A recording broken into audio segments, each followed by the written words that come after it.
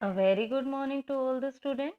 Now, take our next topic, and the topic is how microorganisms increase soil fertility.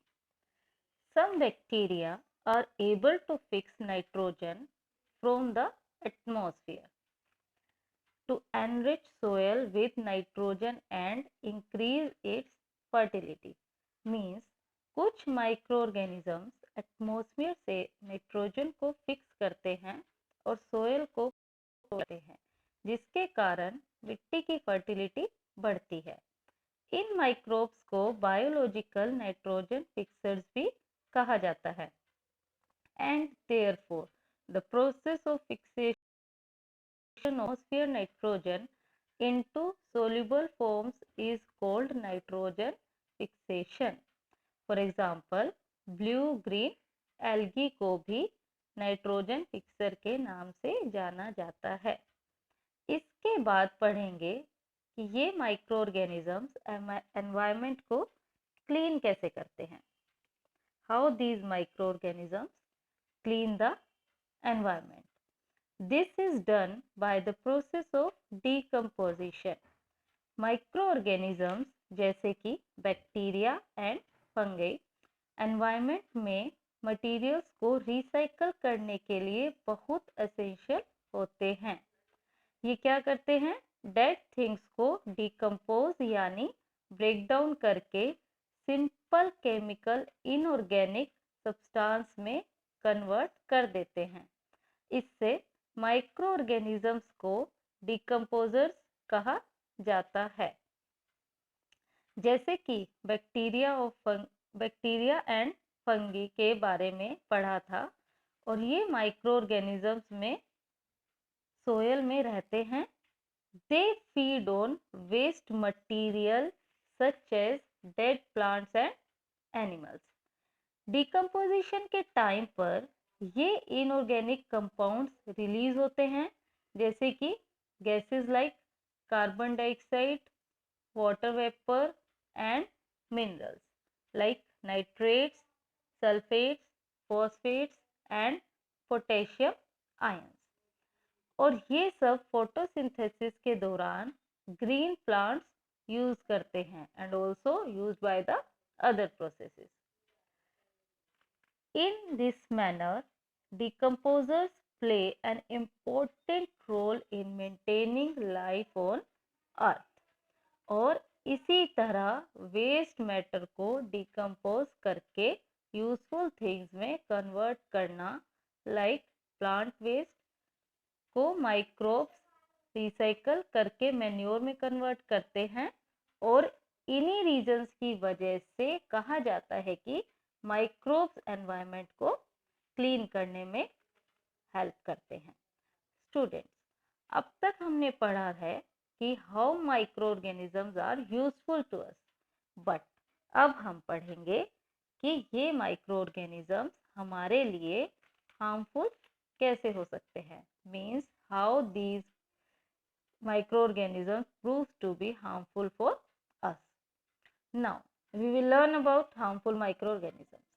Microorganisms are harmful in many ways. इनमें से कुछ microorganisms humans में, plants में और animals में diseases cause करते हैं। और जैसा कि हमने पढ़ा था, डिजीजेस कॉजिंग माइक्रोऑर्गेनिजम्स को पैथोजेंस कहा जाता है। Some microorganisms spoil food, clothing and also leather. Let us study more about their harmful activities. So, we will start with disease causing microorganisms. In humans, सबसे पहले हम पढ़ेंगे कि माइक्रोऑर्गेनिजम्स के बारे में, वो ह्यूमंस में डिजीज कैसे पैदा करते हैं। Pathogens enter our body through the air we breathe, the water we drink and also the food we eat. यानी हम जो हवा सांस के थ्रू लेते हैं, जो पानी पीते हैं या जो खाना खाते हैं, इन सब के थ्रू ये पैथोजेंस हमारी बॉडी में प्रवेश कर जाते हैं। इसके अलावा किसी इन्फेक्टेड पर्सन या एनिमल के डायरेक्ट कांटेक्ट से भी ये ट्रांसमिटेड होते हैं। Microbial diseases that can spread from an infected person to a healthy person through air, water, food or physical contact are called communicable diseases. Communicable diseases means microbial disease एक infected person से एक स्वस्थ व्यक्ति को हवा, पानी, खाना या फिजिकल कांटेक्ट के थ्रू फैलती हैं। उसे कम्युनिकेबल डिजीजेस कहा जाता है। For example cholera, common cold, chicken pox, tuberculosis etcetera. When a person suffering from common cold sneezes to fine droplets of moisture, उन thousands of viruses को कैरी करके एयर में स्प्रेड करता है और ब्रीदिंग के दौरान ये वायरसेस हेल्दी पर्सन की बॉडी में एंटर कर जाते हैं एंड कॉजेस इन्फेक्शन। इनके अलावा कुछ इंसेक्ट्स और एनिमल्स भी होते हैं जो acts as a carrier of diseases causing microbe, और इसका एग्जाम्पल है हाउस फ्लाई।